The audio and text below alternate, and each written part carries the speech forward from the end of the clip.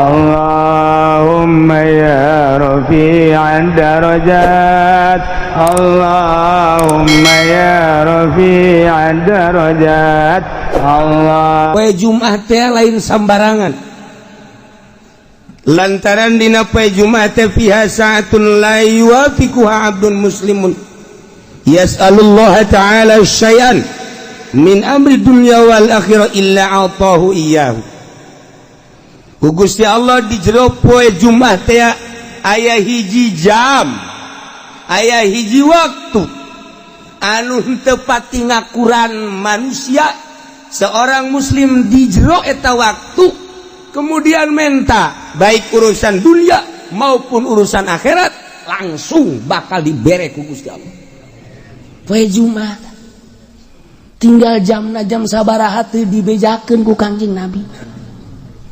Apakah tas subuh, apa jam genep, apa jam 7, apa 8, 9, 10, apakah jam 12, apakah mantes Jumat atau asar, teu dibejakeun ku Kangjeng Nabi. Maksud teu dibejakeun abeh full sapoe Jumat teh ulah ka mamana. Ulah ka mana coba mun dijelaskeun. Oh, ieu teh waktuna teh jam 12 atau jam 12 kabehan. Ngintip jam 12. Eta jam hiji ngintip jam henteu. Pokona mah sapoe Jumat bae. Ulah aya nu sempet-sempet ka pasar. Ulah aya nu sempet ka kantor. Bangkrut negara. Ulah aya nu sempet bae ka mamana ka sawah pa Jumat mah. Geus bae ge kelan tasbih bae. 10 tasbihna 9 jual hiji. Atuh siapa jualan keneh bae. Nah, ieu poe Jumat lain lalagaan. Sebutna ge Sayyidul Ayyam. Rajana poe Jumat. Mentak diprediksi mungkin bae waktu ijabahna teh sabada azan Jumat. Sabada azan. Tah, sabada azan didinya waktu ijabah. Cek sakaol sabada salat sunah. Begitu azan langsung salat tas setelah salat sunah. Cek sakaol mah memeh imam naik ka mimbar didinya gegeraan menta. Begitu imam keur naik, ya Allah menta dunia Gusti. Mobil. Teu parugu. Ulah di empat isin jero hate bae. Siksa kaul mah antara khutbah 2. Khutbah ka hiji diuk tah di jero diuk di dinya waktu ijabah. Siksa kaul mah beres khutbah ka 2 memeh dilaksanakeun salat Jumat. Siksa kaul mah ta salat Jumat. Siksa kaul deui mah jam hiji. Siksa kaul deui mah bada asar. Cek sakal deui mah memeh adzan maghrib. Tanu mantak poe Jumat mah geus bae ngintip jam bae. Di mana asal didinya pas orang mentang geus. Dibere langsung. Asal orang pas di waktu eta geus. Masyaallah. Ngan modelna eta ongkos Lailatul Qadar.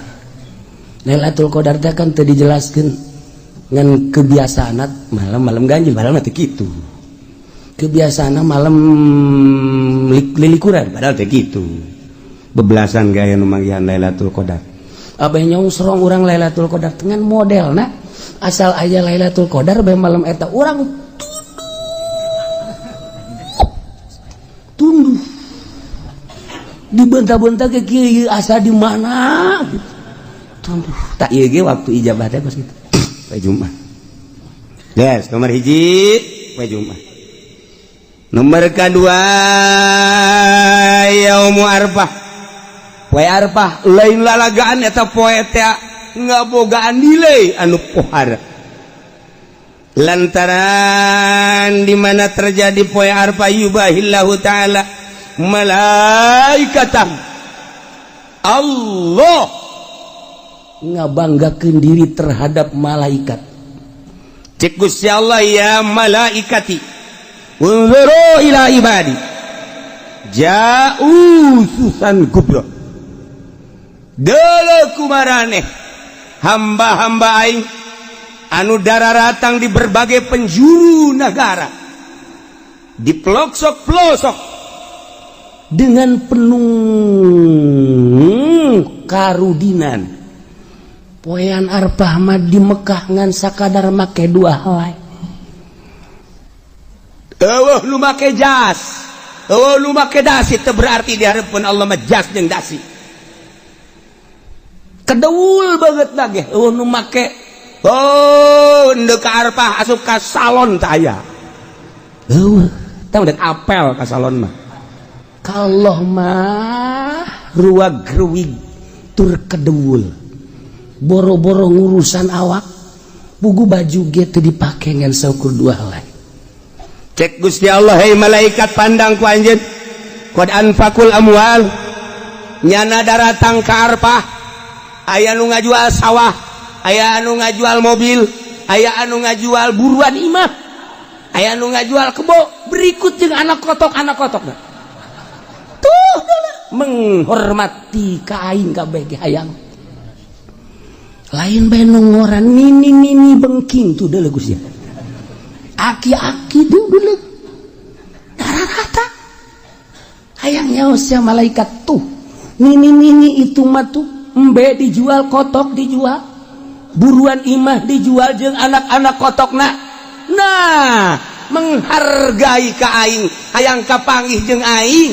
Ternyata horenganan di negara nama pamarentah eta teh horeng ngaleglegan duit nyana mah ngajual anak kotok, tapi negara mah geus sakean juta asal tanda tangan haji meunang.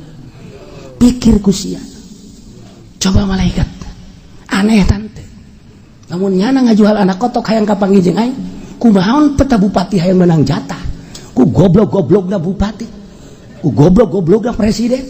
Tuh anak kotok dijual hayang kapanggih jeung aing nyana meuli Lexus tolong teh coba. Tapi eta mah dikitu, di Amerika lain di urang. Di Amerika tuh mana? Di Amerika begitu. Sedih urang. Haju ngadagoanana geus nyaho malaikat. Aya anu 5 tahun. Beyana cenah di Indonesia mah 27 tahun. Kabur malodar. Hayang kapanggih jeung aing tuh. Taha. Saksian ku aranjeun kabeh gerage. Hajuat Abul Abdan. Isyhadu inni ghafartu lahu. Tidak terkecuali nu aya di Arfah wa aing dihampura kabeh dosana. Untung jasa jelema nu di Arfah. Untung jasa jelema nu di Arfah. 2 tah poe Arfah. Hiji poe Jumat, 2 poe Arfah. Geus urangnya atuh poe Arfah geus ulah make ihram bae. Heuh sanajan di dieu ge. Urang ngaji pene make ihram, nah aing nurutan di Arfah bae sakjana teh geus teh. Kayak kieu bae geus set. Aju daharna ge di lapangan. Nurutan di Arfah bae di ditu. Ulah ngisiran banan kayak anakna mawa ka grogol misalnya.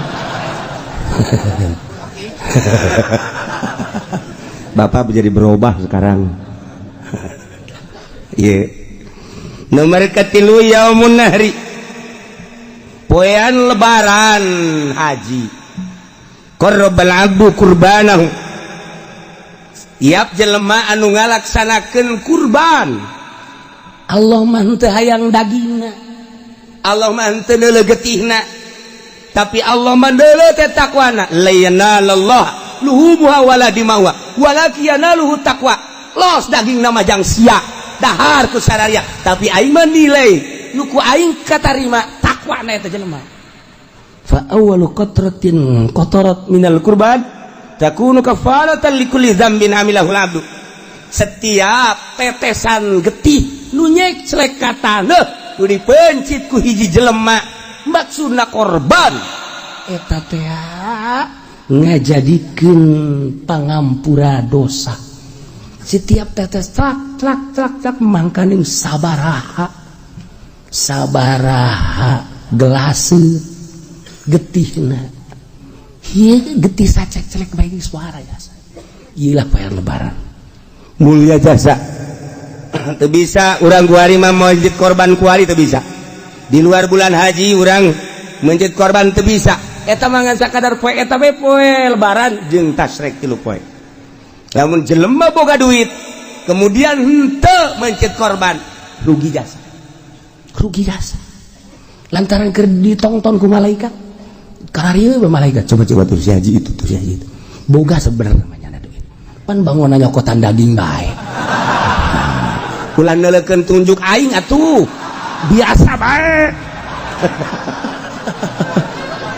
aduh sabarudak teh ditonton ku malaikat malaikat tonton kieu ya Allah mana coba si itu coba ci pan situ mah duit loba ge teh coba si itu cet tuh malaikat itu tuh di itu masjid laporan ya Allah itu mah tuh Pak anu mah di anu masjid cak Allah guys bukakeun lawang sorga dibukakeun lantaran geus dihampura dosa Masya Allah pokokna mah geus siapkeun kuari duit jeung celengan jang meuli kebo sapoe 1 juta urang jeung celengan duitnya di mana? Bisa pun sapoe 1 juta itu bisa, sapoe 500.000. Yang celengan berarti namun kemarin datang ke lebaran 14 poe. Nah, jadi berarti lamun 500.000 seperti itu. Berak. Kabeli kitu embe Garut. Bude teh. Wah, cenah kieu duit teh boga tuh sakitu mah. Geus bae tuh sapoe 100.000. 100.000 berarti kuari datang ke lebaran seberapa? 1 juta. Nah, kau beli embe cisoka, embe kacang nuletik. Bias kuari malah menjadi tukang ojek, ngojek kuari sapoe na. Tah duit gojekna sing menang 1 juta ceng celengankeun. Cek tukang ojek di mana horeng jai. Boro-boro menang 1 juta. Kadang-kadang babaturan nuhunnya. Sial dah babaturan. Emang gak ai babaturan menumpang nuhunnya urang heuheuh eta tukang ojek teh atuh biasa we tapi lamun aya jahe mah set deuk mayar enggak usah ikhlas saya mah udah jadi langganan aja dah saya mah ridho sial tuh tukang ojek Masya Allah geus mah deui teu puguh karu logak non direm hut karasa yang nyenud gak dia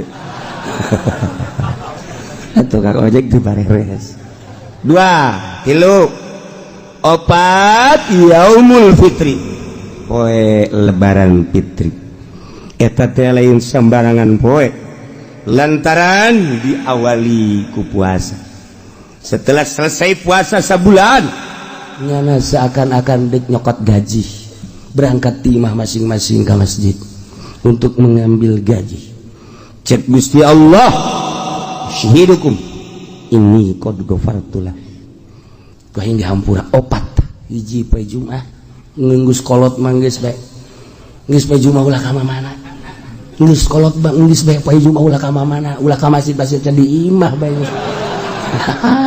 teu beres tah kolot Jumat, Yaum Arfah, Lebaran, Haji, jeung Lebaran Fitri. Poe nu 4 eta mah lain sambarang.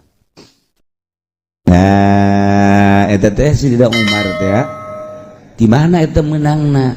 Pertimbangan cek Sayyidina Umar, salat zuhur 4 rakaat. Ketika dijadikan Jumat jadi 2, nu 2 deui adalah khutbah. Khutbah teh adalah bagian daripada sholat 2 rakaat mantap teu beunang sambarangan khutbah eta mah ulah ngaco-ngaco sebab sholat kene hiji kudu boga wudu 2 teu meunang ka kitu buka aurat merga 3 teu meunang ka pasil lantaran sholat kene mantap ulah acak-acakan mah khutbah sagala nyaritakeun kabeh khutbah nyaritakeun Agustus khutbah jalan dari teu beres eta mah khutbah salat nu 2 rakaat teh jadi khutbah mantap geus teu bagus teh kudu tarjamah eta mah salat pengertianana salat geus lamun dek diterjemah meunang cek fikih narjamahkeun nu dibaca lain ader-aderan.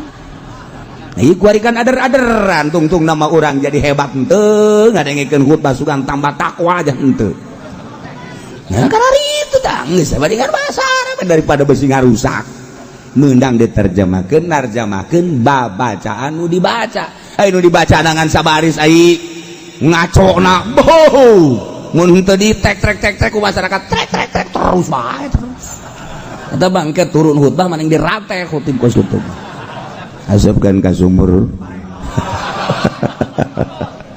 Nah eta jadi pengertian ada lain khutbah ceramah gaganti salat 2 rakaat mutatadina zuhur 4 jadi 2 deui jadi khutbah geus khutbahna teu meunang ngaco aya aturanna geus khutbahna ge kudu aya hamdalah kudu aya sholawat kudu aya Quran kudu aya wasiat kudu aya doa Allahumma ighfir lil mu'minina wal mu'minat doa eta teu sak salat kabeh da perhatikeun aya aturanna ieu mah lain sa khutbah-khutbahna da diuk geus sebab diangkat sarakaat geus dipisah 2 khutbah teh sarua jeung 2 rakaat diuk heula diuk karak nangtung deui mun eretet bae jana diukan heuy ai sia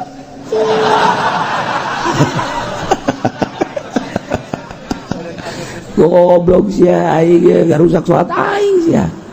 Nah eta lan mah khatibna kudu nu paham ulah tarjamah acak-acak ieu mah salat ndek khutbah mah nya ndek ceramah ketas jumah atau meme jumah tos ceramah sadayakna nya ada tekan budak ngebudak geus tah cenah nu ngadengikeun atuh karasa ku sia berarti sia teu dipake karasa ieu mah keur salat ieu mah ditah Allah tungtung nama pan kulataran salat ieu kan anu ngadengikeunage teu meunang teu ngadengikeun idza sa'idal khatibu 'alal mimbar fala tatakallam wa may yatakallam fala faqad lagu wa man lagu fala jum'atalah ndeu kumaha coba di mana khatib naik ke mimbar ulah ngomong awas urang lamun ngomong berarti lalagaan sia lain keur salat lamun lagu pala jumatalah teu boga jumat sia teu sah ye atuh mah khatib urang lalagaan bila perlu main coklak di dieu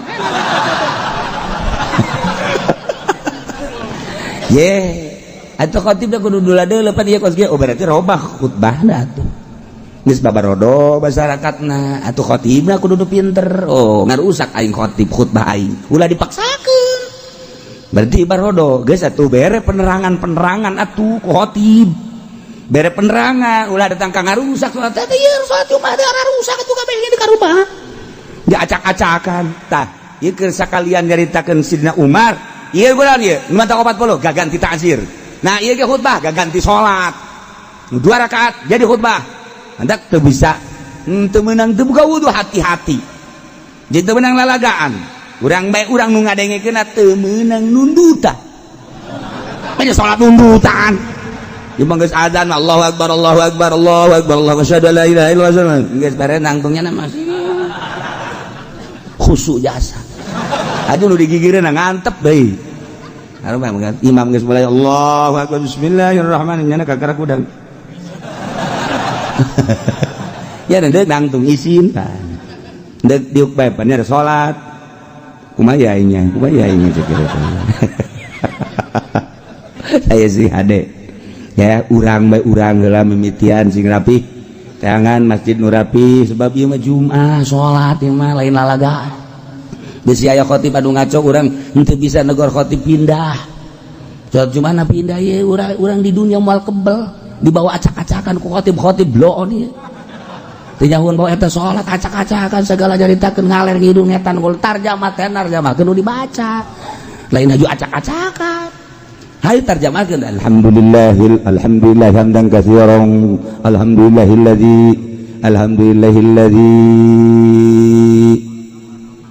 alhamdulillah sia ngaco aing mah kagok aing ku suara sia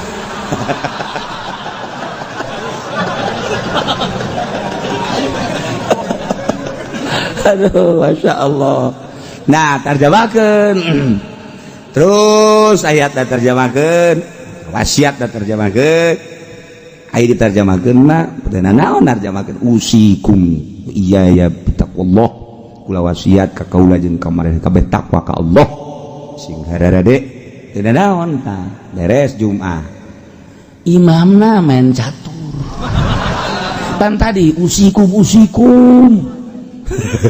ayuhan nas tegap ayuhan hei manusia kita takwa turun khutbah main catur geus bandingan bakeun golok ai sia tapi usikum naon sia hah hayu jeung aing main caturna sia golok tah eta khotib nu bener ulah main tujak tunjuk khotib asal khotib nyadakan wasiat malulu ayuhanas ittaqullah waf'alul khairal la'allakum parat apa orang-orang kadinya da ka khotib Assalamualaikum salam jangan nonton TV aing teh senang khotib kos kitu ya Allah ya Rabbi ieu kan salat masalahna ai ceramah mah kipudoli acak-acakan lolos kita lain sholat tamanya nama sapira bisnis aduh teriak kok dia bagian setepati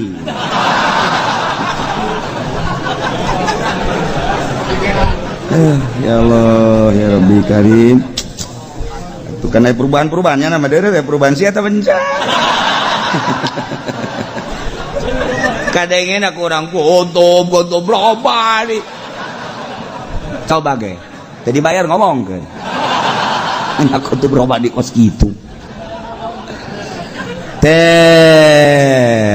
iya khutbah berarti ganti soal sing hade geus hati-hati degekeun kurang perhatikan lengan orang temenang uca aco kadieu nunjuk doang ya nunjuk jadi masalah masa keur salat nunjuk wa man lagha fala jum'atalah lalagaan berarti tunjuk ngomong ngobrol fala jum'atalah teu sah Jumatna sia eta cakang jeung Nabi sok dibaca ku urang idza sa'idal khatibu 'alal minbar fala tatakallam wa may yatakallam faqad lagha wa man lagha fala jum'atalah orang beungeut siang teu Jumat ya Allah ya Rabbi eta hadis eta kan dibaca tu urang mah ji sugan teh naon cenah hartina makana tanyakeun atuh ji sugan teh eta mah hadis naon bae idza sa'idal khatibu 'alal minbar di mana naik seseorang khatib kana mambiun mimbar pada cacakallab ente ulah ngajablog wa may yatakallam sahaja lamun ngomong faqad lagha berarti heureuy lalagaan wa man lagha fala jum'atalah cakang jeung Nabi jeung lalagaan berarti teu sajumat tah abeh tenget urang besi salat di lembur urang terjemahanana ngaco urang negor teu bisa pindah salametkeun awak urang di akhirat aing waduh kos kiamat teh pan salat teh lain ceramah mah lain madak kula pernah di Garut pajubah terus di Bandung salat Jumat milu begitu salat Jumat waduh ngaco ieu mah khutbah acak-acakan kieu langsung lohor ngadohoran salat salametkeun salat waduh bahaya pernah deui di Bandung ka dieu set pa Jumat jeung guru malah di Bandung jeung guru di Cililin dekat dieu dekat Banten mampir ka dieu pa Jumat hayang pa Jumat nyanan pas itu harita pada larang langsung salat Jumat di Cililin rada beurang salat Jumat pada larang sarua Jumat kos gitu Noel Zohor acak-acakan khutbahna salametkeun diri urang tapi ulah jeung fitnah tegor heula ieu teh kapan khutbah ieu mah gaganti salat teu meunang ngaco lamun nya ngaco bae terus bae pindah urang mah nya terus bae urang nuturkeun ngaco ye atuh lagi salat ieu mah salat mantek sing hade salamat kan bae engke tanya pan mun ngaji deukeut ka masjid ieu sih kok masjid ka ditu jumahna teu meunang gara pindah kumaha aing bae geus bongan sia ge kumaha sia atuh aing kumaha aing lain mah haji pan eta teu kapisah masjid imah kajeun aing mah geus ngaji kos kieu ge sia moso amat aing kadang-kadang sok tungtung mah gelut dari dinya.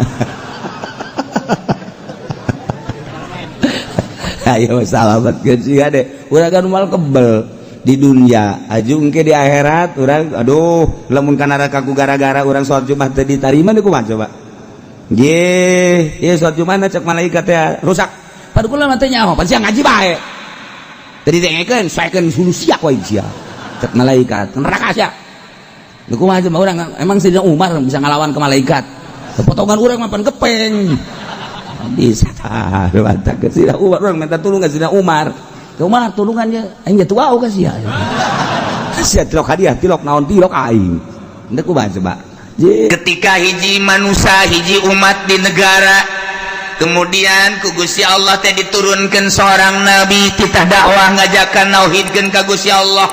Umatna dirinya teu percaya ka nabi tersebut inkar ku Gusti Allah selalu diberi siksa dengan cara siksaan teh ku kasangetan fakir penderitaan gering dibere ku Gusti Allah teh paila datang ka es timbul penyakit maksud Allah kitu teh supaya berpikir manusia la'allahum yatatarra'un la'allahum yadurra'un dibere susah ku Gusti Allah dibere garing manusia maksudnya supaya jelema tadarru ka Gusti Allah nurut ka Rasul nurut ka Nabi nu diutus ku Gusti Allah DPDP supaya tunduk supaya ngerendahkan diri anu dimaksud kadituna supaya percaya iman ke Allah iman ke para nabi-nabi Allah subhanahu wa ta'ala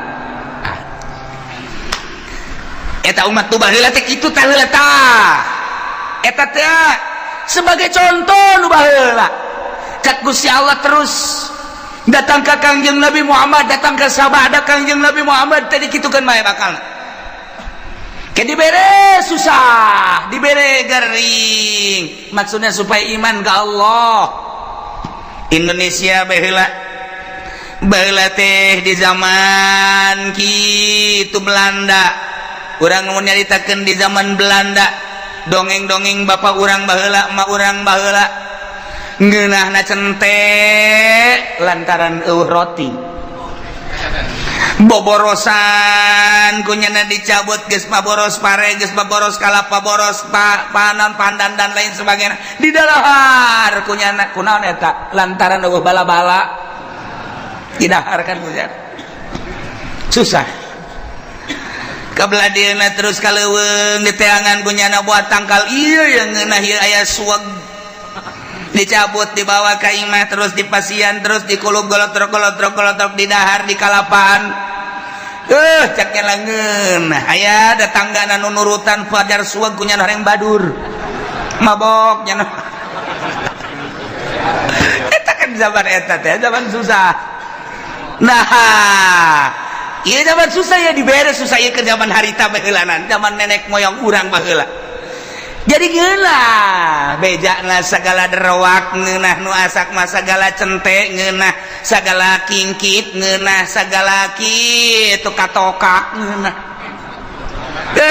sagala rupa kudu eta atuh kapan eueuh dahareun nu aya eta atuh geus lamun urang nyaritakeun zaman kamari ieu beuh nyabot dangdeur masyaallah segede jempol teh di pasianan di dahar atah-atah isuk-isuk ku amis yak nyana loba dahar ku ari mun teu nyeri beuteung kunaon sebab eueuh dahareun zaman eta mah ngeunah jasa zaman kula bae ge lamun urang ngadahar kitu nyaritakeun tentang ngadahar naon dangdeur atah pernah ngadahar kitu huwi nu atah ngeunah ngadahar sao atah ge ngeunah sao atah ya Allah ya Rabbi ku ngeunah eta sao teh komo rada mengkal-mengkal mah ya Allah sao atah tidak nu mantak baheula lamun aya rujak tumbuk teh rujak tumbuk mantep jasa lantaran sagala ararata hararaya ngeunah kuari mah kuari loba dahar teu ngeunah nu kos kaditu nah ieu dibere hararese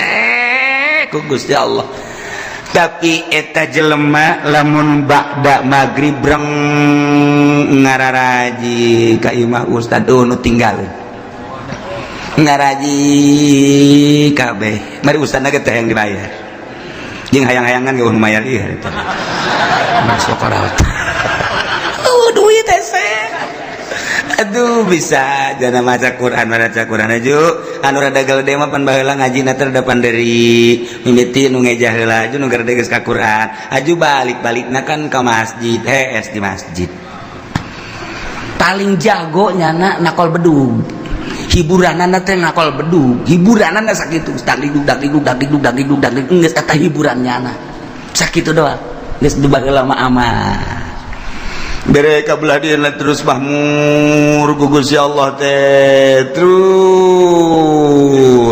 engke paroho deui ka Allah jadi bere susah deui ku Allah kuari bae kuari leleti kanan ya kieu bae ini mah cerita perorangan bae ulah kabehan ada perorangan kayak kaharti kakabehan ge kayak kaharti kakabehan Waalaikumsalam nuh kiai doakeun kula mana kula dek dagang kiai aduh boga modal supaya maju bae namun maju mah pan masjid tuh omean nya pondok pesantren amis ngeunaheun kadengena kana ceun ngeunaheun biasa geus pokona mah kula mendek ibadah bae guys doakeun ge padahal tadi doakeun ge wae suga subeng mah keur cerita perjalanan ieu cek itu sing bener itu si dagang kayak seminggu datang deui ka 2 minggu datang deui wah gede hiji Waalaikumsalam. Roh, bari geus dia bantingkeun kopi ge blek. Sia kunaon ngabantingkeun puyang cenah kiai doakeun ieu. Kunaon hayang bisa ngazakat cenah. Dah, mantap jasa eta ngomong. Hayang bisa ngazakat berarti hayang sugih kan? Hayang bisa ngazakat cenah kulit itu bisa ngazakat lain hayang ngasugih teh kunaon hayang bisa ngazakat, hayang nyaho ibadah zakat. Sia ngomong pinteran kita. Berarti hayang sugih ya. Doakeun lagi cenah kulo maju. Guys, sebulan sekali datang sebulan sekali terus dibere maju ku Gusti Allah nuka hiji maju nuka dua maju blek rada lambat kayak makanya 3 bulan sekali Ligo begal kiai hampura tuh bisa ka dieu bulan-bulan kamari mah ku ada sibuk ku masalah sih ieu mah doa anu bae geus kiai set balik deui nya ka Jakarta atau ka gede satahun teh datang Assalamualaikum salam aduh kiai kula ngan bisa lebaran doang cenah ieu ka dieu kunaon emang sibuk cenah masyaallah geus doana bae kiai mah pokona mah jauh di mata dekat di hati oh masalah segala dalil segala dalil-dalilnya na tuh gak masalah oh mobil mulu pleng geus teu ka kiai asal teu ka kiai bae berarti salatnya wallahu a'lam salat ya wallahu alam aya zuhur ke asar henteu aya asar zuhur henteu kabelah ditu lah zuhur henteu asar doang zuhur mending bisa sekaligus ulah henteu blah keur ngalamun mah salat ngana ge henteu deui sugih dibere amruk meunang 5 tahun sugihnya atau 10 tahun brek ya dunia atuh ngaranna datang deui kiai mage Waalaikum Waalaikumsalam lu kiai benaon jadi duh orang kos kieu nya kiai aya kamar wajang gua ada mondok bensin macam-macam sakitu mondok nek naon geus teu kuat cenah hirup ieu horeng kos kieu lah dunia sakumaha kieu sok didongeng-dongeng munaon emang amruk kiai dagang bara tahun 10 tahun ulah teu ka dieu sakali da ka dieu kula amruk aing pake kokoset bae tuh Gus ya teu meunang teh kiai ngomong kos kitu teu meunang ieu keur carita doang segala kokoset segala naon tah ieu mah keur carita bae jelema susah datang ka kiai berarti kan carita kiai berarti nyana ngarikeun Allah senang po ka kiai kajian ieu mah keur carita ka kiai padahal mah hakikatna mah ngajauhan ka Allah kan tuh jauh keur susah mah jelema deukeut ka Allah keur senang mah jauh ka Allah nu matak hebat jasa jelema lamun keur loba sagala deukeut ka Allah hebat jasa carang jelema deukeut ka Allah teh mun geus kajepit geus kajepit jasa tinggal buntut tapi utak bae eta bisa kula keur carita di Bandung mun ente ka Bandung aya di dinya ngaran kitu toko Almasum nyaritakeun deui aya naon ngaranna pom bensin Almasum mushola Almasum masum Bandung loba kuari aya pondok pesantren Almasum aya yayasan Almasum loba bang boga Almasum Bandung eta teh kumaha dongengna baheula ngaranna Haji Maksum eta teh keur susah jasa datanglah ka Mitoha ka Garut kees tadi Mami Toha doana kiai geus di Mami Toha tadi dinya geus doakeun beres Mitoha barudak nantu ngadoakeun maju ambruk deui tas maju teh teu ka Imam Mami Toha teu ka Imam Mami Toha ambruk ka Imam Mami Toha deui oh maksudnya deng deui di mah TS deui biasa doakeun boh majuna teu kira-kira pohar aja sah miliuder Bandung geus lah geus datang ka pae teu kapanggih geus teh masalah mah keur carita masalah itu masalah ternyata gitu bermasalah ieu mah keur carita kos kitulah dunia poho dunia mah ka Allah tah ka Allah tah datang ka pae teh teu kapanggih teh jeung mitoha tah lantaran nya teh urusan dunia Masya Allah Karim aya deui moal dicaritakeun tah di Bandung aya anu boga kitu Majalaya nu boga pabrik samping keur susah datang ka guru kula datang terus ada senam oh susah deui datang deui oh senang deui senang pohara jasa senang kadeuleuna padahal hutang gede senang baheulana poho ka eta dunia mah kos kitu dan mata ku Allah ieu keur nyaritakeun di dieu ieu keur nyaritakeun ieu teh wa ma arsalna fi qaryatin min nabiyyin illa akhadna ahlaha bil basa'i wad dharra tepati ngutus kaula ka hiji nagara diutus seorang nabi kecuali ku kaula teh disiksa ahlina nu mantak disiksa lantaran teu percayaeun ka nabina ngabohongkeun ka nabina ku Allah disiksa na teh lain di kumaha heulanan dibere kesulitan yakni kapakiran dibere kageringan gering luar biasa keur carita perorangan cara tadi keur cerita secara umum keseluruhanana oh aya nu diberenya susahnya gering beuh ieu mah naon gitu ngaranna murag di tangga katibah tangga nya susahnya gering geus pupurieun ieu mah anjur diusir ku pemajikanana beak anak ngajauhan geus eta tah ieu dibere susah ku Allah maksudna naon supaya tadarru ka Gusti Allah la'allahum yadarra'un urang we kos kitu kesusah deket ka kiai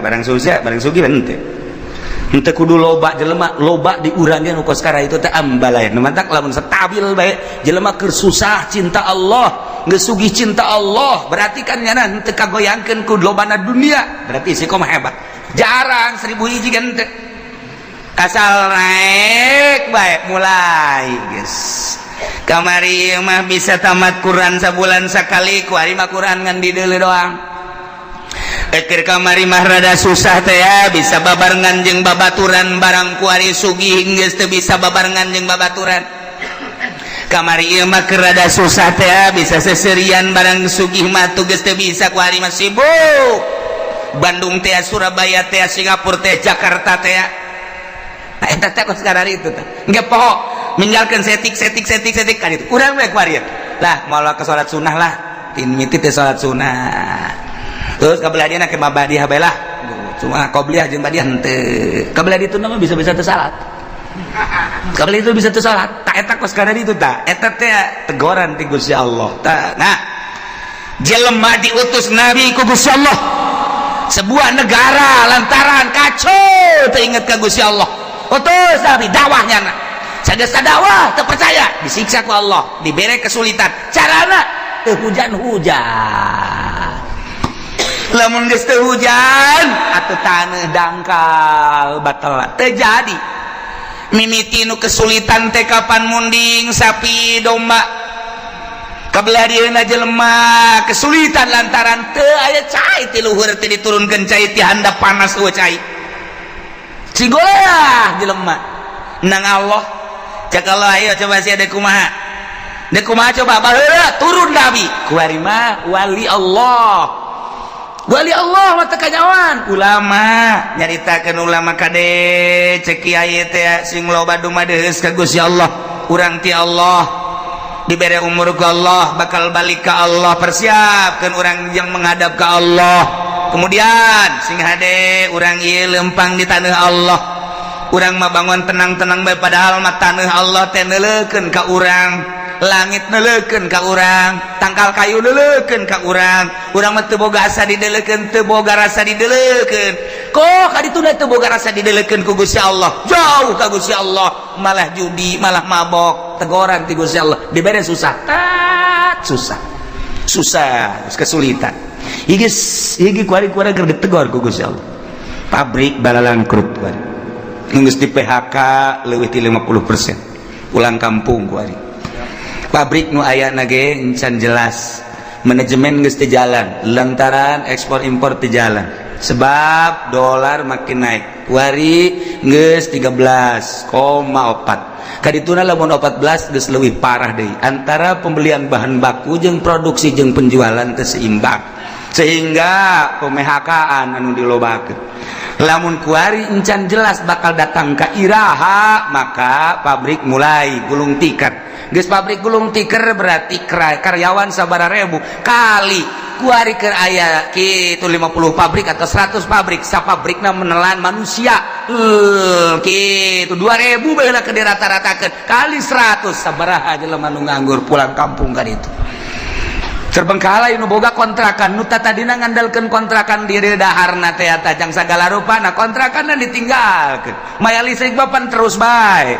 Nu geus si eueuh. Nek kumaha tinggalnya bae tambang mana gantung diri bae gitu ya. Mulai itu terbengkalai. Je bang di urang kumaha pasarkan kuari kurang geus teu jalan. Hatina teh jalan teh kumaha? Jalan mah ala kadar jalan tapi kan lain cara biasa. Aset anu biasana 1 hari menang 1 juta kuari mah teu menang 500 acat. Ieu keur carita nu leutik. Carita nu gede ieu encan jelas datang ka irahana encan jelas. Nah, ieu keur dicoba ku Gusti Allah nu tenang-tenang santri lah. Santri suka mikiran pabrik henteu. Santri mikiran tani atuh henteu. Santri mikiran perekonomian henteu nya teh nyaho ka ekonomi ka politik teh nyaho santri mah. Sebab nya mah jadi wali ka abeh. Mun nya wali santri. Ya itu tenang wae nya. Ngitung bae we cenah geus wayah balik-balik. Assalamualaikum. Seseuri ya. Padahal makolot-makolong. Duh anak aing geus datang deui we. Ba, bapoe balik deui ka pondok. Kudu aya duit 1 juta. Boh. Aduh sekolot tadi aing ngakak di anak aing ye aya duit berangkat eueuh duit gua moal aya susul lo mau ada kira ka pondok deui pondok meuli je Samsu kieu atuh nyaritakeun politik balik gigi nyaritakeun ekonomi duit aing ngambalayah taloba geus cenah mah itu geus nya mah jadi wali bae pokona mah geus nah pang tenang-tenang mah geus jadi santri geus ngitungan bae ngaji mah tilok hitung balik deh bae. Teu nyaho santri mah. Geus teu nyaho naon pokona mah ngaji ibadah geus teu nyaho naon. Biasana jangan nu mikiran bae sugan atuh jadi kitu motivasi dan henteu. Atuh mending nyana. Salat berjamaah, tas berjamaah, pondok ngaca Quran, tadarus. Waalaikumsalam lazim. Dak masak. Beres beri botan dak duit aing ambual aya ti bapak aing pugu bapak nama ngedagang naon gitu ngartoge ngek geus teu naon nya dagang dangdir nya nanjak kesangan tengah jalan kesangan kosokan heula ieu dorong deui ka ditu jual datang anakna duit bah meuli gudang garam kadeleuna mah rokok padahal kesang bapak eta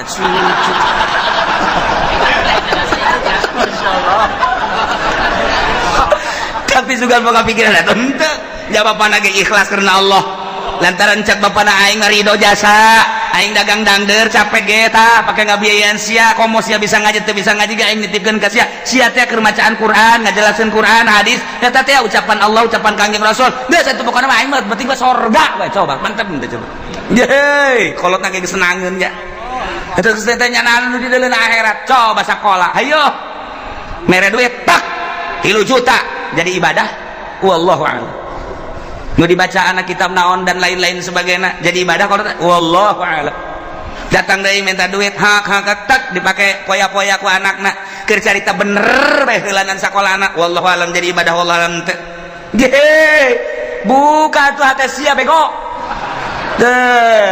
kalau teh ieu mah keur nu capek beta mere ka anakna keur carita bisa ngajina geus poharet keur teu bisa ngajina dicatet ku malaikat masyaallah anakna cicing di pondok keur berjuang ngalaksanakeun bacaan kitab Allah dawuhan Rasulullah dawuhan ulama dibiayaan ku bapakna anu gantar wasilah ngabiayaan anak memeh anak ka sorga kudu bapana heula. Amin amin su anak sia teu sakola teu mondok. Iya emang wah gitu. Masya Allah Karim pohara jasa. Aja tatanggana, saya dekat mana? Dekat pondok. Ye, keke tungguan. Ngodok kantong nunggu jero. Keke tungguan. Bahasa gede jasa cak budak merena yuk. Oh, set 5.000. Cak yang nanti nggak daguan ngodok kantong mangel. 5.000 doang. Dari sakit mereka nih. Masya Allah, mantak kula inget baik, kula malah bejakan jelemana. Waktu kula ke mondok, ayah seorang pengusaha sok mere ka kula. Nah, kapanggih. Ayah deh, urang di nusuk mere. Datang aku inget baik. Kuari ke Semarang naon. Kuari sok dihadiahan baik kula bu, aing baheula teh meuli kitab dibiayaan ku eta seorang pengusaha. Tah, kuari sok dihadiahan bae lah garati anu, ternyata ge pas ya aya. Ada teuleungi tah hate teh eta nyana ngabiayaan teh. Sok mere mun balik sok mere. Aya deui dulur munda balik menta mah. Itu dibagi-bagi ku Allah ge nu mere aya nu menta aya. Lah ieu mah keur carita mun muka mata hati urang blak atuh emangna hirup dek di dunia doang. Beuke geus di akhirat blak. Masya Allah begitu seorang santri ustad atau kiai ditimbang amalna bagus sorga. Hei cak pengusaha. Malaikat ulah kali ka sorga kan. Emang kunaon gitu? Ulah. Emang naon hubunganan? Aya hubungan gede jeung kula. Ulah ka surga kan. Ji naon heula. Ke tanyakeun eta kitab nu dibaca kunyana nang meuli saha. Tanyakeun. Tad, emang boga kitab nang meulikeun saha? Oh aya nang meulikeun Pak Anu. Bener? Tuh Bapak Anu mana tuh rangkulan ya. Bari ngarangkul ngarewas aja kan tuh kasor. Jadi tuh atuh usul laik mah pokona mah ieu ustad bisa baca Quran asa kada kitab pan kitab nanti Bapak. Bejakeun ka Gusti Allah. Eta kitab nang ti Bapak gitu. Bejakeun ka ditu. Di cek ustad teh bisa gitu. Bejakeun ka malaikat beja. Beja, malaikat bebeja Gusti, jadi aya nu ngotot bae ieu pengusaha saya, hayang milu ka sorganya na. Emang nyana boga amal naon? Amalna mah teu pati bagus ngan meulikeun kitab. Eta sabab wasilah santri bisa ngaji ku sebab dibelikeun ku nyana jeung sok dibiayaan ku nyana. Aduh, cak Gusti Allah geus ka sorgakeun mah. Je, lamun urang neuleuh ka dinya tah emang kumaha gitu. Ulah-ulah eta kapan dongeng Kangjeng Nabi, aya jelema nu maot teu boga amalna naon. Ulah ka dikanarakakeun. Ka Kangjeng Nabi pan gitu. Coba sugan wau tante nyana teh pernah ngaji tante jeung kiai. Tanya pernah ngaji? Henteu. Pernah bareng jeung kiai teh kita bacakeun. Pernah bareng jeung kiai teh? Henteu. Wau teh jeung kiai bacakeun. Wau teh jeung kiai henteu. Ieu mah berapa mosrongan ieu mah. Gaji tilok wau henteu bareng henteu pan kuara tah mah. Coba pernah henteu ka imah kiai bae. Siapa pernah ka imah kiai? Henteu. Masyaallah. Ieu henteu teh henteu. Cak Kangjeng Nabi liwat tanya liwat pernah teh ka imah kiai? Barang ditanya si pernah teh liwat emang ge mun liwat pernah eta ge neangan embe kula leungit liwat ka imah kiai aya nu ngomong eta cenah imah kiai jadi kula nyawa geus ka sorgakeun berarti nyana eta nyahoeun ka imah kiai je atuh komo nu ngararaji di dieu tah eta nu ngabiayaan sarana agama mah kos kitu lain dalagan eta dongeng Kangjeng Nabi. Ditanya heula coba pernah ngaji henteu pernah wau henteu pernah bareng teh jeung kiai henteu pernah ka imah kiai henteu silaturahmi henteu tuh pohara jasa ieu mah sama sekali cenah mah ieu liwat ka imah kiai eta doang eta ge neangan embe salam tuh mau imah ngabiayaan kan pohara jasa Masya Allah. Nah ialah tepati-pati kaulah ngutus seorang nabi ka hiji nagara kemudian bangsana jeung umatna ngabohongkeun ka eta nabi kecuali kaulah nyiksa ka ahli nagara eta ku cara dibere kesempitan kesusahan anu luar biasa perekonomian teh jalan pertanian teh jalan dan lain-lain sebagainya teh jalan sulit luar biasa wat bero jeung penderitaan garering timbul gering-gering segala gering, darah tinggi segala, darah rendah segala, ginjal segala macam-macam garing jelema teh geus mah kitu, segala makroni segala kitu, lihat sirah dan lain sebagainya. Bahkan aya penyakit anu dibawa ke dokter, dokter teh geus ngecek melalui ronsen, melalui kitu SG teu kapanggih penyakitna, jecak dokter cek-cekna sehat, buku gering tapi cek dokter sehat. Bapak ini udah pulang aja sehat, buku gering, bingungnya nanti aya gering bajar sehat, dokter bodoh. Guys, bukunya nage geringnya nado ngarasakeun, tapi cek dokter teh melalui ronsen penyakitan, melalui penyakitan darahna bagus ya teh, bapak sehat, cek jantung sehat, cek paru-paru ge sehat, tapi nyana nangis teu bisa kicep aja, cek dokter pulang bapak sehat, aing gering jakena teh. Nah, ini bukan bagian dokter, coba ke sono ke Jampang Surade. takut ada gaang di dalam perut nih, coba. Nah, iya geus teu kapagieun ku dokter ge geus teu kapagieun. Oh, dibawa ku ari ka kulon ka Paneglang, kaca dasari aya di dinya teh nu make iket. Oh, ini penyakitnya cekel ping-pingna lot keluar paku tuh dulu. Beuh, tuh paku kos kieu aya di jero awak. Untung bisa hees geus sakena teh. Masya Allah, cak nu nganter tuh lamun 3 kilo mah bisa pakai ngabangun tah paku. Mana aya di jero awak kudu aya pakuan segala bohong.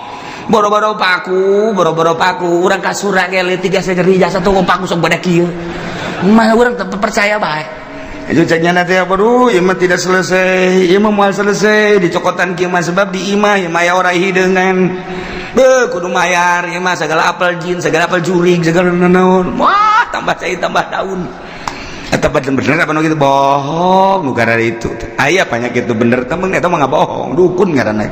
Nah, disiksa ku Gusti Allah. Maksud Allah mere peringatan la'allahum yabra'un, supaya DP supaya tunduk rendah diri kadituna iman ka Gusti Allah. Nu kafir supaya iman, supaya percaya ka utusan Allah. Anu geus iman ka Allah supaya balik tobat ka Gusti Allah, supaya mantep menghadap ka Gusti Allah Subhanahu wa ta'ala. Summa badalna makana sayyatil hasanah, tuluy ku kaulan wagung digantikeun dibere eta kaum teh ina tempat kesulitan ka gorengan teh ane siksa al hasanah kabagusan nu tadina susah jadi sugih, anu tadina gering jadi cager. Ku ari mah ku Gusti Allah teh dibere mahmur, anu tadina dibere susah dibere gering ganti ku Gusti Allah. Dibere ku ari mah tina tadina panas jadi tiis, tadina teu jarara di taneuh teh jadi tadina perekonomian macet ku ari jadi makmur terus jadi jalan dan lain sebagainya. Geus kasimpulan nama susah jadi sugih, gering jadi sehat, hatta afau sehingga tina subur tambah harta tambah loba munding tambah loba sapi tambah loba domba tambah loba ayam gitu kene. Kendaraan tadina boga motor hiji jadi 2 jadi 3 mobil gitu kene. Bahkan jeung pamajikan ge nambah tadina hiji jadi 2 jadi 3 ku makmur-makmurna masyaallah. Pohar anak baradakan jadi loba ta'afau tadi dengan boga anak hiji 2 ku 5 mun ditanya ti bibit itu 10 bibit itu 10 bibit itu 10 opat bibit jadi 40 geus lamun dek lebaran mudik jang anak doang nyewa bus ta'afau bahmur jasa ieu pohar jasa kumaha eta dikitu-kitukeun ku Gusti Allah ke dibere susah ke dibere sugih ke dibere gering ke dibere cager. Eta teh kapan menang Allah, maksudna Gusti Allah teh supaya inget bahwa ieu teh dadamelan Gusti Allah. Geus ana dadamelan Gusti Allah supaya iman ka Gusti Allah. Geus iman ke ibadah ka Gusti Allah supaya mantep nauhidkeun ka Gusti Allah Subhanahu wa ta'ala. Tapi kumaha eta kaum waqalu cek eta masyarakat teh kufrun li nikmat kana kufur kana nikmat sing hadeta makikituan tekod masa abaana berwasarro bapak moyang urang baheula ge osok dikitu-kitu baheula ge lain osok dikitu-kitu emang geus terjadi ke susah ke sugih ke paila ke subur tiba lagi kitu ke perekonomian macet ke perekonomian teh jalan atuh tiba lagi derek moyang urang ge kitu sarua jeung urang ieu teh ulah ditekadkeun bahwa ieu ti Allah wa hadhihi adatud dari ieu mah emang geus kos kitu bae kaayaan zaman masa Kuari geus aya diceli urang loba jasa ketika aya gempa urang menyaritakeun ieu teh peringatan ti Gusti Allah, ieu teh siksa ti Gusti Allah. Sebagian ngomong ieu mah kejadian alam, caritakeun angin topan deg deg deg urang menyaritakeun ieu teh peringatan ti Gusti Allah siksa lantaran di dinya teh aya sumber maksiat anu teu katahan, mungkin bae perzinahan, mungkin perjudian, mungkin bae di dinya teh segala kredit dan lain sebagainya disiksa ku Gusti Allah. Tapi nya nama lain, ini mah kejadian alam. Ada tuh dahri emang geus biasa zaman mah kos kieu. Jadi kan tsunami dat peringatan ti Gusti Allah. Urang menyaritakeun ieu teh peringatan ti Gusti Allah. Nya nama lain kejadian alam. Lantaran di urang antara nu mukmin jeung nu fasik jeung nu kafir loba, dedengean loba. Tapi ka urang lolobana dah kejadian alam, kejadian alam, kejadian alam. Eleh mukmin udah teger di televisi ngomong ini adalah merupakan peringatan dari Allah, siksa titik geus kuduna kitu. Ieu lain kejadian alam. Nyaritakeun kejadian alam malulu. Teu harayang aing mah ngadengin lagi. Eueun tegas ya kitu tak ka Allah. Hati-hati kita kembali kepada Allah. Kuduna mah di TV kitu, hai para kafir-kafir. Iman kepada Allah. Cobanya di sel geus lah pokona. Nih ka guru ieu mah kejadian alam deui, kejadian alam deui. Nah iya jelema nu kalalutur nikmat teh ngomongna teh qad masa'abana dara wa sarra. Urusan kos kieu mah atuh bapak moyang urang ge emang kakeunaan baheula aya susah aya sugih, aya panas aya tiis, aya masyarakat aya menan kitu ngaranna, aya keur paila aya keur subur. Atuh baheula ge kararitu ke ku Gusti Allah dibere angin, ke Gusti Allah engke ge aya angin, ke gempa. Emang ieu mah wahadi ada tu dahri walaysa hukumatin minallah, lain siksa Allah, ieu mah kejadian alam. Tiba heula na geus kitu nurun ka urang ayeuna. Nu mantat caknya geus pakunu ada man cuma deh geus sing araya maneh mah maneh bae geus ulah nyaritakeun Allah Allah geus mah lain siksa Allah, lain kejadian alam. Maka lamun ku Gusti Allah geus diperingati melalui paila, melalui panas, tapi teu daek iman ka Gusti Allah, teu daek sadar merendahkan diri ka Gusti Allah, ketunggu cek Gusti Allah ujung-ujungna fa akhadnahum baghtatan wa hum la yashurun. Teh ku Gusti Allah disakalikeun siksana bagtatan teh sekaligus kaget sekonyong-konyong wa hum la yashurun bari manehna teu nyaho kana waktu datangna memena sugan aya kitu warning senten teu aya langsung bae. Emang kamar ieu waktu aya tsunami Aceh teh emang aya peringatan teu aya jeger kabeh ka bawah. Waktu kamar ieu di Padang emang aya peringatan awal geus ku Gusti Allah diperingati awal. Tapi kaberan itu tetap teu iman. Gak gempa sabaraha ribu manusia anu teu disalat. Teu Sukabumi gempa, Garut gempa, Yogyakarta gempa. Nu kuari mata anu ceulian anu pengkor anu leungeunnan dan lain sebagainya masih kadeuleu kene ku urang Yogyakarta teh. Tapi tetep teu iman ka Gusti Allah. Awas cek Allah. Namun ku aing kuari peringati melalui panas. Ku aing diperingati teh aya hujan. Sawah-sawah batela dan lain sebagainya hawa anu sakieu geus teu benyatu jeung urang panas luar biasa. Eta teh sing inget sia-sia teh nang aing, ieu cuaca nang aing, panas nang aing, balik atuh ka aing cak Gusti Allah. Lamun sia balik ka Allah, aman ku aing sia. Tapi lamun sia teu balik ka aing, ieu kejadian alam. Deleukeun ku aing sia. Lamun ku aing teu didatakeun bagtatan, awas teh. Mun teu geri.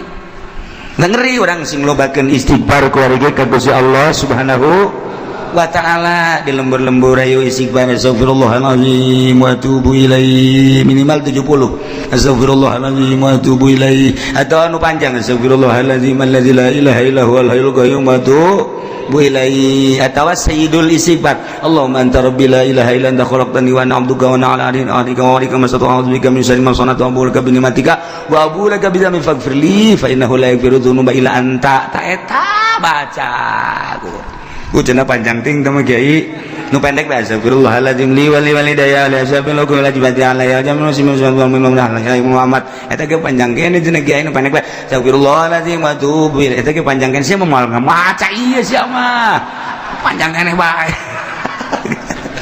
Bagian baca istighfar balik ka Gusti Allah Subhanahu wa taala lantaran hujan-hujan anu aya di sekitar urang can hujan murni sing ade hujan murni ieu mah buat hujan buatan teh pemerintah supaya ulah ngebul teuing mantap urang tetap sulobakeun istighfar ka Gusti Allah Subhanahu wa ta'ala ieu kurang keur dicoba ekonomi keur rada carut marut bagi anu bergelut di perekonomian kuari emang keur rada carut marut pertanian ribuan hektar nang Allah aya nu geus kekurangan cai urang kula seserian di urang aya hujan lain hujan asli sebab hujan asli mah diawali ku guludug jeung kilap ieu mah guludug kilap mendung hujan sing inget hujan asli awal kilat jeung guludug ketika geludug juga kilat lain asli hujana ieu mah sakadar peringatan jeung urang hati-hati ulah obrot teuing tetep urang make caina lobakeun istighfar ka Gusti Allah Subhanahu wa ta'ala ajakan di lembur ku urang babalik ka Allah komo datang ka kafir-kafir arasub Islam minimal urang nu agamana Islam tobat ka Gusti Allah Subhanahu wa ta'ala walau anna ahlal qura wallahu a'lam. Bismillahirrahmanirrahim.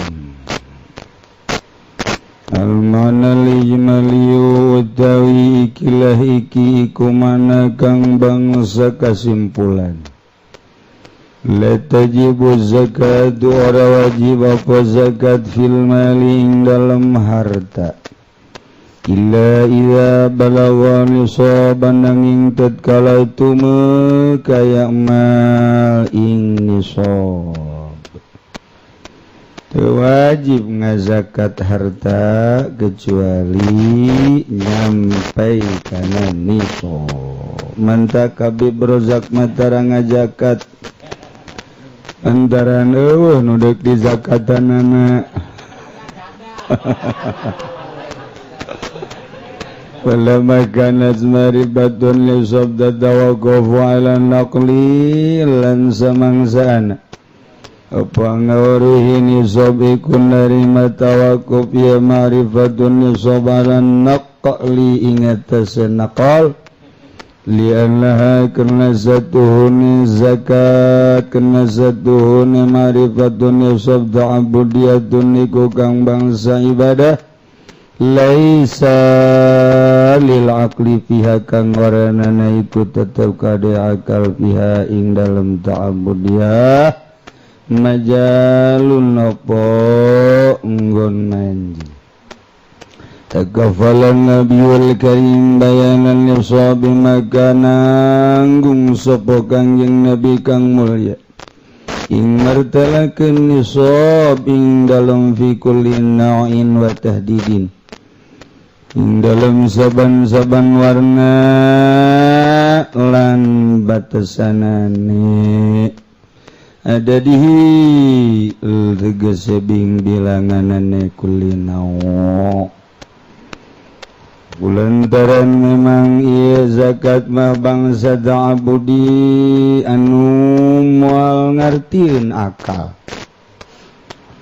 sebab tauqifi tatawakkafu ala naqli reka harti rek teka harti pokona laksanakeun sebab ieu mah tauqifi cek akal mah sawah-sawah nu urang nu gawean urang nu ngabiayaan urang nyurubuk urang nu mayar urang kunaon atuh barang urang hasilna menang saton kurdi kaluar kerjang fakir miskin wah teu endah ieu cek urang mah pasti teu endah mantak di Karawang tilok ngazakat jelemana menang puluhan ton teh ih sawah-sawah ngaing ngagawean uing atuh kumaha uing wae atuh cek Allah atuh sia-sia nu aing dikandarakakeun tuh kumaha aing wae ngadu sia jeung Allah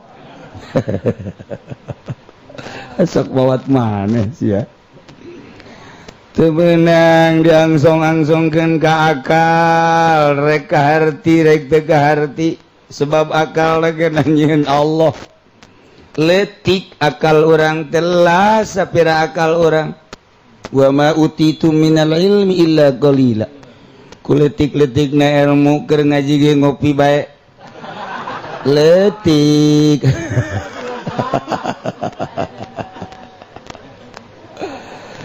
maka Allah nurunkeun nabi jang utar atur eueuh dina Quran usab nisab sabaraha nisab emas perak sabaraha harta maka Kangjeng lah tampil ngajabarkeun tentang Al-Qur'anul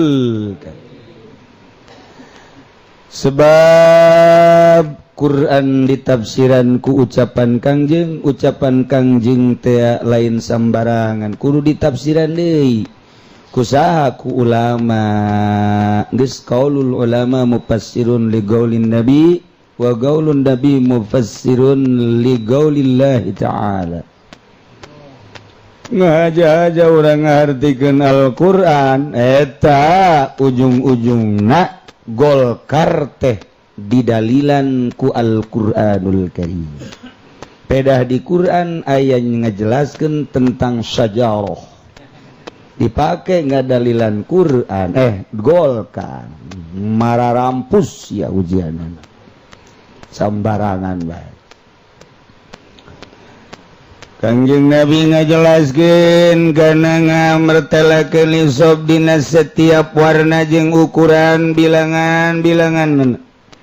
Numan takwa kororol nan netepkeun ya Kangjeng Nabi anna makan satuhuna barang kang ana yang madunan nisab iku kurang ingsan nisab laisat iku aranana fihi ku tetep ing dalem apa zakatun zakat qat'an lutfan gitu kalawan atawa karena welas minallah saking Allah bi ibadi kalawan pirang-pirang hamba Allah wa takhfifan lan karena ngentengan diberi aturan zakat soteh bagi jelema nu geus moyah maye hartana saton teh geus dianggap moyah maye mun didahar ku sorangan saton besi kapelag mantap kaluargeun nah disisin imah sia aya fakir miskin sia menang tonan kabejakeun ka tatangga sedengkeun tatangga mah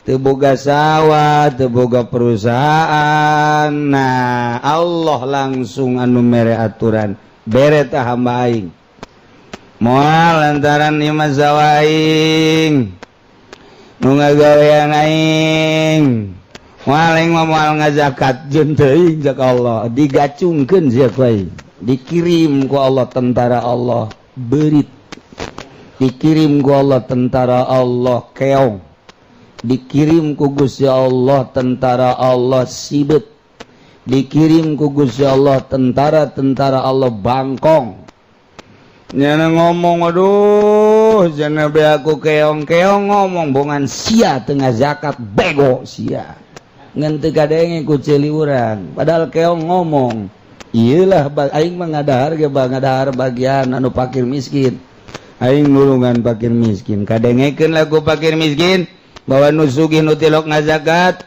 ieu parena gacung atawa ku keong seuri fakir miskin beakeun yong dibeak hadege cak fakir miskin coba mun ngazakat milu sedihin fakir miskin ge ya Allah ya Rabbi si Pak Haji eta anu sok ngazakat bae Gusti ulah dibeakeun jenting batur mewekeun satema karunya abdi sok meunang dahareun ti nyana nementak sisina doang tengah namun teh at-taghlilul labzi wallahu a'lam bissawab nek ka mana tuh yang gegeran bae ngaji teh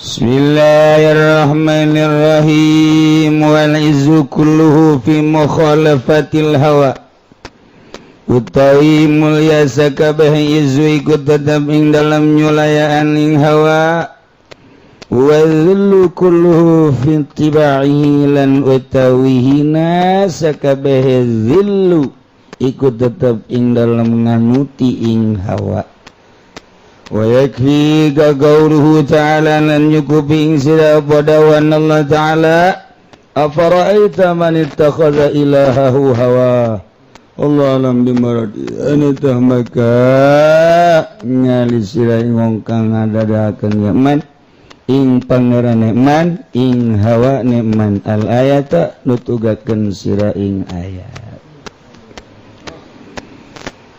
jelema bisa mulia lantaran nyulayaan kana hawa jelema hina sakuabeh kahinaan lantaran nutur-nutur hawa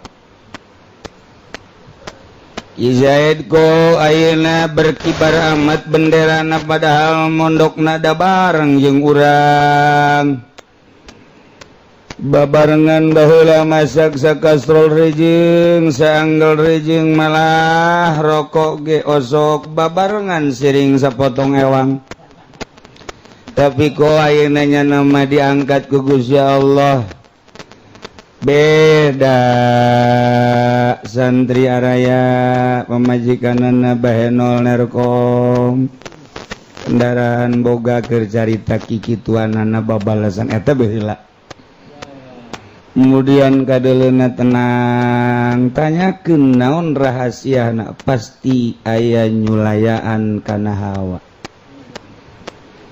ketika leuleus itu luar biasa tama pohara luhurna luar biasa pasti ngajauhan hawa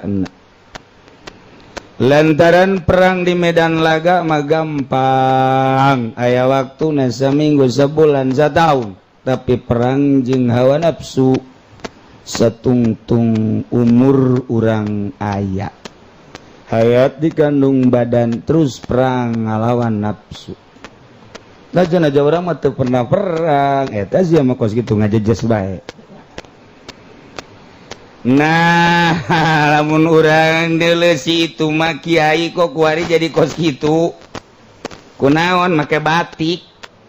Emang ulah kiai make batik teu aya ulah mah ngan atuh pejabat lain, polisi lain. Kok make batik sih?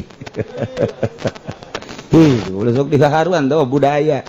Henteu aing mah deuk ngahaharuan bae. Maksudna naon sih make batik nya na? Ih, jagana hayang rada gaya. Batikna aya arjunaan di tukang. Masya Allah, nusa urang deui mah aya sami hajian deui deres tama. Nusa urang deui aya kombayanan. Tukang ngadu domba. Tah. Eta keur carita kunaon sih? Hawa nafsu nyana reseupeun babatikan sebab sok kaondang bareng jeung Ki Fudoli Yependi ka pendopo sok dibere 3 juta ai kiai mah ari lain kiai mah sok 500 kan Yependi 500 gede henteu salat teu khusyuk kiai kunaon haju boga tekad teu haram tah duit pamarentah lamun teu haram nekadkeun teu haram moal ngeunaheun ibadah ka Gusti Allah tekadkeun di jero hate haram duit pemerintah wah kabejakeun ka pemerintah ulah dituturkeun sama kiai jatuh los ini tanteu nuturkeun aing sia mah dititah ge henteu tuh kumaha henteu rasakeun bae ku sia ngeunah henteu sia ibadah lain kitu cenah pan haram ti Allah aing nang ti Allah pan atuh cenah duit pemerintah haram ngaji atuh sia ulah di kantor bae ya aing sok cenah ngaji leg-leg Gusti Ki Golkar moal aya Ki Golkar nu ngaharamkeun duit ti pemerintah ye parang sana lamun urang ngaji Riyad Takrib Fathul Muin Fathul Wahhab Riyadhah moal aya nu ngaharamkeun tapi ketika orang julusup ngajina Minhajul Abidin Maimuniyah Ihya Hikam jadi sama akom ngaharamkeun sote di makom mana nu mantak ngaji ieu mah teu meunang budak leutik mah teu meunang ngaji kos kieu ieu teu meunang mending baralik we tas mingguan balik ngadar wuduk 2 piring balik geus ulah milu ngaji kitab ieu kabalinger engkena kabalinger cenah hadena aing mah lain budak leutik kolot ge teu ngaji sia sabaraha jeung budak leutik sia mah leuwih ti budak leutik TK sia mah aduh waktu jang ngaji acan ieu mah geus makomna makom kelas elit ieu mah ieu bangsa Jokowi ngajina ku sia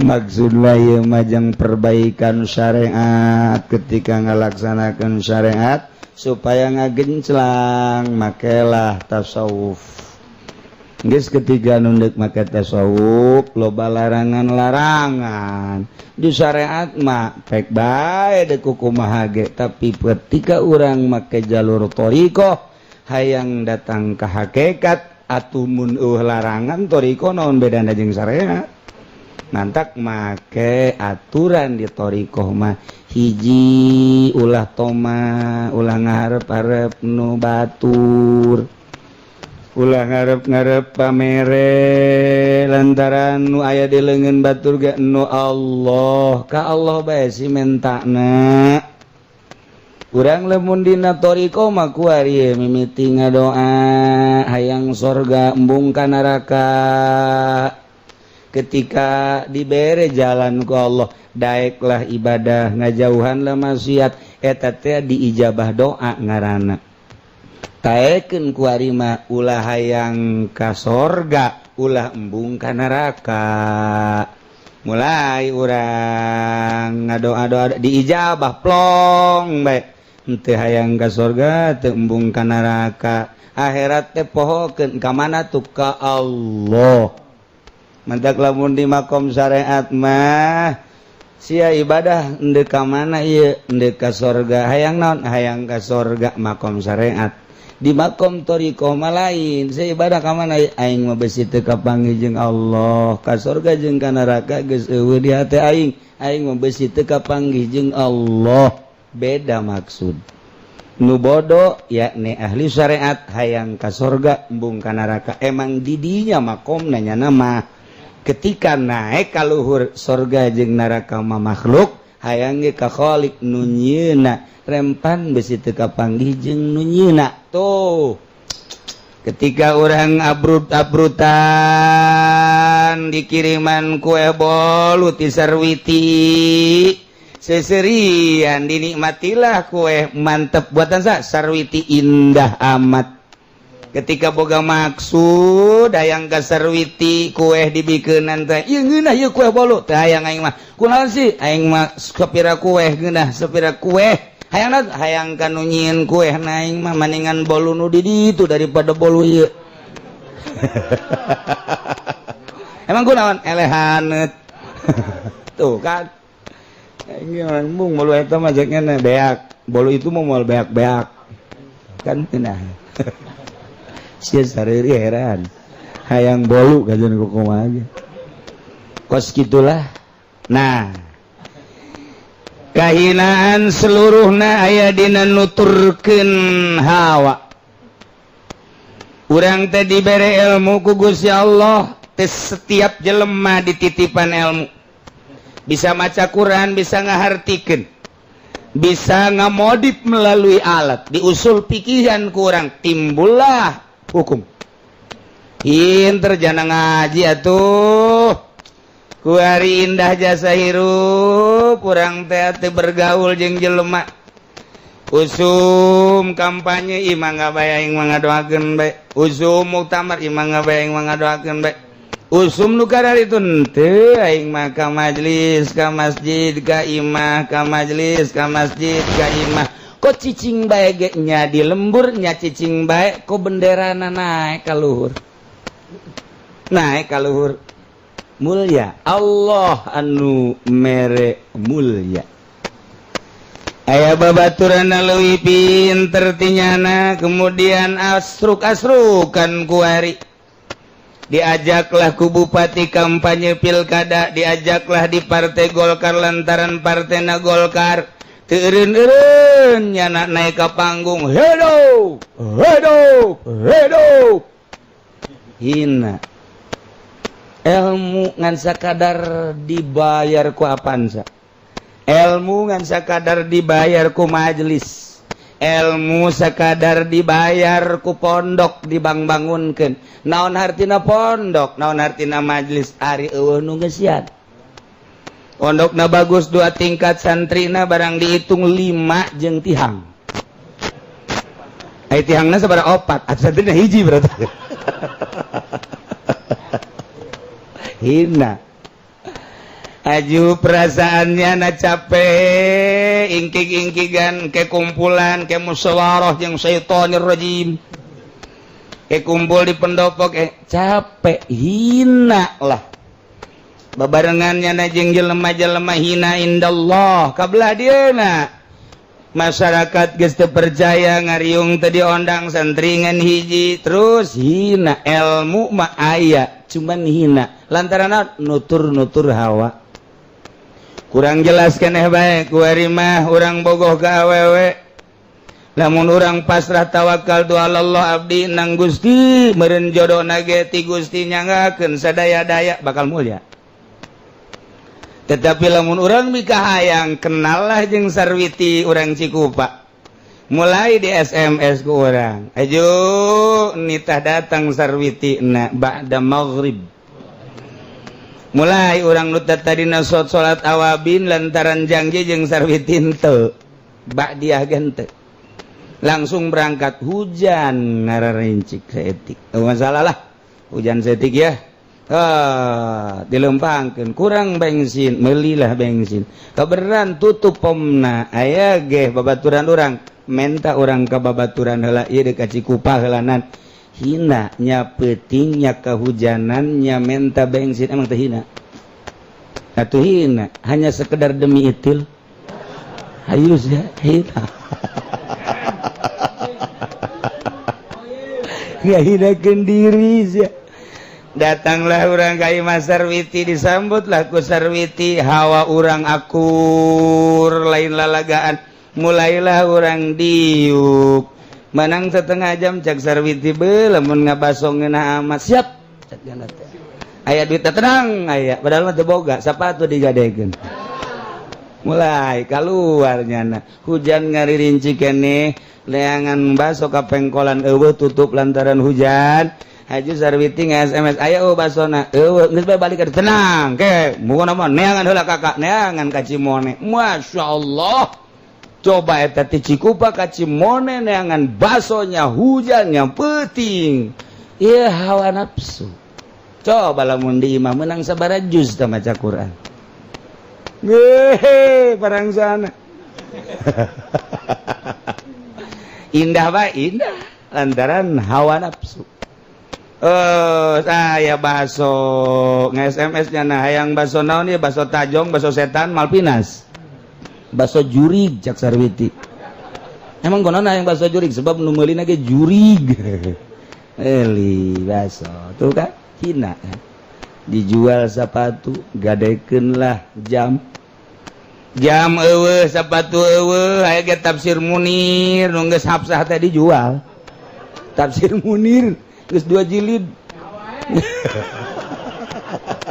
bebeakan hina kuari lantaran aya hubungan integral internal antara Ki Zaid jeung Sarwiti hubungan khususon ila ruhi jadi kuari nyana siap melaksanakan perintah-perintah Sarwiti beuki hina ka dituna nafsu bunga ngan hina katinggalilah ku keluarga Ki Zaid kuari jadi kos kieu babaturan ge ngahanjakalkeun atuh sia kira-kira ja aing ge ngorah heula tapi teu kitu-kitu teh rahasia perusahaan hina enggeus eta dina sok adzan sok qomat kuari tilok eta dina sok ngamutar atur di mushola di masjid kuari henteu mabok cinta hina ieu keur carita urusan ka pamerintahan tuturkeun Gus ya hina encan engke ujung-ujungna geus jadi bupatina tilok mireunge ka kiai anu pipilueun sugan ditegor dibere henteu malah ditutup ujana telepon ge bebeja nyana ka asistenna mun aya kiai anu telepon gas kedai dipasangna engke pilkada hareup diganjel doang nya mah mun cara mobil truk nya mah ganjalna tah Jadi kiai eta lamun nusok ilu pilkada kiai ganjel sebenarnya eta. Kiai ganjel. Nah, nuturkeun ka hayang nafsu kasih dahar bae lamun nuturkeun ka hayang capek. Hayang anu meuli heula merangkat capek emang teu capek gitu. Indah ke kadeleuna doang capek sebenarnya mah. Lain jeung santri mah indah. Sebabnya nama teu nuturkeun ka hayang. Budak lapar masak. Woi jauh lauk nak nu aya bae tetep habek. Ge, aya kita udah babaturan sarua milik Allah. Nusa Allah si tetep bae gue jadi. Babaturan nomor woi lauk aing atuh engke we diganti hese amat sih sia. Ya pokona mah nu sia sarua jeung milik bersama nu sia nu aing gitu bae. Sia begitu amat ngomong nu loba omong begitu tenang we santri mah. Masak dalam enggak, masalah. Sebenarnya nama mana nu asup baik. Tenang, ya nama tidak beli sendal. Anu aya nu mana bae diasupan gue nyan. Waya digerokkeun, "Woi, teh sendal aing." "Oh, ieu sia." Neangan atuh gantina jeung aing. Iya dibikeun. Tenang. Jadi keindahan masan teh kunaon nafsu jiwarah. Numantek lain teu bisa nyieun pondok bertingkat-tingkat, lain teu bisa nyieun kantin. Papan ieu teh dididikeun lain sakadar endek supaya bisa maca kitab doang. Sakadar ngadidik endek maca kitab doang mah di kelas-kelas kurang bisa. Siapa kelas 1? Siapa kelas 2? Siapa kelas itu? Ambalak gampang teh mau kos kitu mah. Yeuy, nyieun kelas-kelas kos kitu teh teu kudu nyontok ka sanawiyah aliyah, teu kudu teh mah. SMP lain, SMA lain si horeng sanawiyah. Allah.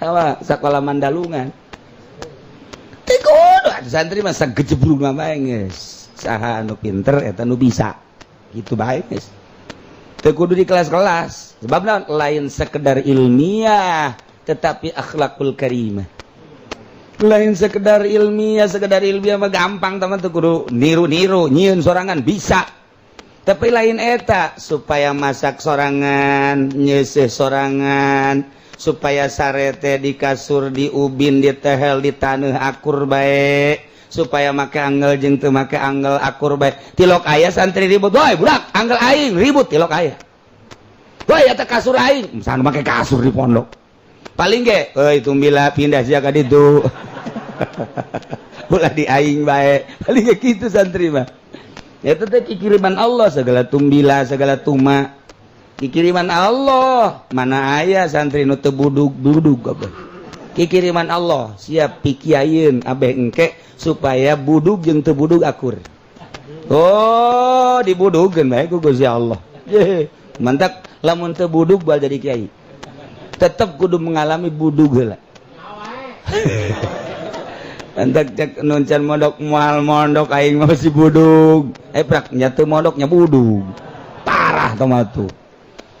Iya cobaan tuh Gusti abeh engke datang ka imahna tahan banting ketika nyana teu dihormat ku tatangga ieu aing memang tiba lagi kieu ketika manehana teh dibere gelas tuh bagus di pondok boro-boro gelas aing mah dipanyuk ge terus bae ketika engke teh dibere naon sareuh anggel di pondok sabaraha taun terus make anggel aing mah ketika di dan gitu ngaran panas di pondok geus jadi keur dibere senang sakitu dibere susah sakitu dibere geunaan sakitu tak eta teh hasil mondok coba pondok modern mau bisa lain sekadar maca kitab jeung maca kitab mah babari atuh tanyaan santri carekan kurang santri apalkeun sia ngejar ilmiah gampang tetapi lain eta akhlakul karimah supaya urang nuturkeun uswatun hasanah Kangjeng Nabi. Iya nu hese nah tahan banting ketika orang datang ka imana di kiai-kiai ku batur dicarekan ku tatangga can sabaraha itu malah nang tangan carekan deui aing Gusti urang diundang aja teh dibere berkat can sabaraha paling aing moal daek deui ngari suul khotimah tong. Nah tahan banting iyalah pondok pesantren nu mantak diarantep sebab ieu mah tetesan wali Sunan Rohmat nyieun pondok pesantren terus sasari pidato Maulana Hasanuddin terus ka belah dieuna kieu bae emang naon lain ngejar ilmiah sekadar ilmiah tapi di samping ilmiah horenganang akhlakul karimah. Supaya datang badai dan lain sebagainya nyana tetap ke Allah. Eta nu dimaksud. Nah mulia sakabehna mulia fi mukhalafatil hawa. Zillu sakabehna fitibaihi. Numantak afaraita man ittakhadha ilahahu hawa. Ente pernah neuleuh sok deuleuh. Jelema anu ngajadikeun hawana sebagai pangeran capek jeung hina. Hayang apaan sa kuli heula capek kan. Ye hayang boga mobil. Oh anu capek hina. Ulah boga kahayang kumaha Allah. Masya Allah karim. Kayak teh kos kitu babari ngomong mantap. Dibuktikanlah di rukun Islam syariat. Kurang kuari ditorikokeun. Lamun tadi syahadat supaya syahadahna teu bohong, supaya boga rasa mindahkeun ti syariat kana hakikat melalui torikoh supaya timbul rasa abeh syahadat bener-bener karasa. Kuari salat eta berarti keur mukalama jeung Allah. Sebab menang ti Allah. Cak Gusti Allah Muhammad besi ere kapanggih masyarakat anjeun. Besi hayang kapanggih jeung kaula umat anjeun. Yeuh oleh-olehna pagawekeun nya, bejakeun nya ka masyarakat, ka umat anjeun mun hayang kapanggih jeung kaula yeuh salat. Paranti usul ka Allah. Nah, kuari puasa aya sakadar pindah dahar mah loba nu bisaeun teh mah. Urang kota Ambalaya, urang kampung Ambalaya. Tapi makna daripada puasa horenganan urang bertolak belakang jeung hawa. Ieu nu mahal. Ketika urang zakat ngaluarkeun zakat babari horeng makna zakat lain sekedar ngaluarkeun harta pengorbanan. Moal luhur agama mun teu diperangkeun, moal luhur manusia mun teu dikorbankeun. Korbankeun atuh. Nah, mantak makna puasa adalah merangan hawa. Geus puasa na syariat jeung puasa torikoh bakal beda. Puasa nu bertorikoh jeung puasa hakikat bakal beda. Ketika puasa syariat pindah dahar doang. Malah lobaan keneh di bulan puasa. Dahar jeung nginum batan teu puasa. Di torikoh lain beuki ngamantepkeun. Naon kitu ngaranna posisina misi jeung pisi jika Allah keun nu kamari rada leha-leha kuari mah difokuskeun ka Gusti Allah ceuli irung kabeh ka Allah kabeh ieu teh ya horenganan lain sapuasa-puasana merangan hawa mata dijaga teu dipake dula deuleu ceuli dijaga teu dipake dungak denge irung dijaga teu dipake umba ambe leta dijaga teu asal ucap-ucap leungeun dijaga teu padu nyekel ieu teh hawa hayang sabenerna neuleuh itu penggolkeun hayang sabenerna ngadengekeun eta pengkolkeun ieulah puasa sakadar pindah dahar gampang tapi puasa merangan nafsu ieulah thariqah hawa tah mulyanyana. Nah, kabelah itu geus hakikat lamun golbu poho ka Allah sadetik batal puasana. Di thariqah lamun aya bae mata dipake maksiat batal puasana. Di thariqah mun ceuli pake lain ka Allah batal puasana. Urang mah di syariat teu batal teu naon biasa bae mun can dahar can nginum urang mah teu batal. Tapi di thariqah mata dipake maksiat lain ka Allah batal puasana. Lamun di hakikat hate poho ka Allah sadetik batal puasana. Ieu lah nu hese kos kadarituna. Nah, nu mantak bakal berbeda jelema ibadah di syariat jeung ibadah di thariqah. Berjalan ibadah di thariqah jeung nu ibadah geus dina hakikat. Atuh lain deui. Nu mantak engke ahli hakikat neuleuh ahli thariqat lah karak datang ka dinya sia mah. Ahli thariqat neuleuh syariat lah puasa lumrah sia mah. Disebut ge puasa awam, ieu puasa khos, itu khusus.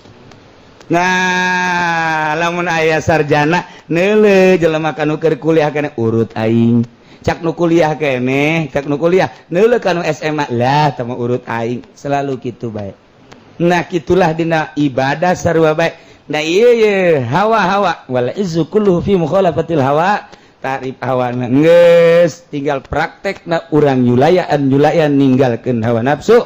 urang hayang mulya urang hayang hina mulya jeung hina aya di diri urang sok beda urang awak urang dek dimulyakeun urang nu ngamulyakeun urang awak urang dek dihinakeun urang nu ngahinakeunana Ki Zaid jadi kiai tapi hina nyana anu ngahinakeun lain Allah ieu mah keur carita bahasa ahli tasawuf geus kitu si itu mulya najang nang nyana si itu hina nang nyana nu nyieun mulya jeung nu nyieun hina nyana sorangan urang sok disiapkeun geura dek dimulyakeun awak urang dek dihinakeun awak urang hina eta keur bahasa sompralna padahal mah teu niat mulya teu niat hina urang ibadah ka Gusti Allah ngan bahasana kudu kos kitu kesitu satungtung urang nutur-nutur hawa hina satungtung urang geus bisa urang ninggalkeun hawa urang bakal mulya teu kudu bebeja ka batur teh mah urusan urang jeung Gusti Allah ibadah dititah ku Allah nu endek ngaganjarna Allah jeung teuing sekitarna mah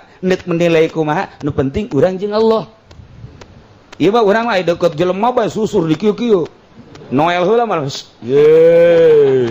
ini dong Haji Pendi susur sebadak ieu giliran bae sorangan susur di mana nyana di mana Teta kos gitu, asal aja jelema bae Quran dibuka ku jana. Woi, qol-qolah qof, kutub jaddid.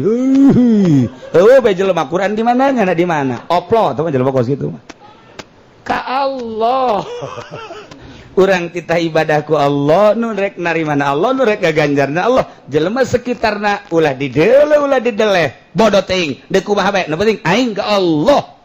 Aya di syariat lain satungtung aya jelema di bagus-bagus eueuh jelema teu mantak beda ahli syariat mah mundu ka masjid rapi nya jas dipake 2 rangkep jas dangke sahareudang elos jas dipake sorban dipake udeng-udeng ban Vespa mah eleh giliran we salat sorangan make kaos cangklek tukangna rinso cek kira mah pangeran teu neuleukeun beureut nah tah ieu ahli tarekah mah lain di luar di jero kasih kos gitu bae nyana kaluar kitu pakaianana sebab ittiba'an li Rasulillah nuturkeun Kangjeng nanaon ge di jero kitu bae kajen kumaha aya jelema kitu eueuh jelema kitu bae nyana mah sebab naon Allah nu dideleukna kitulah ahli Allah kurang beres ceritakeun mahfud nomor kahiji tinggal fa ammal mahfudu bil harfi wallahu a'lam bissawab.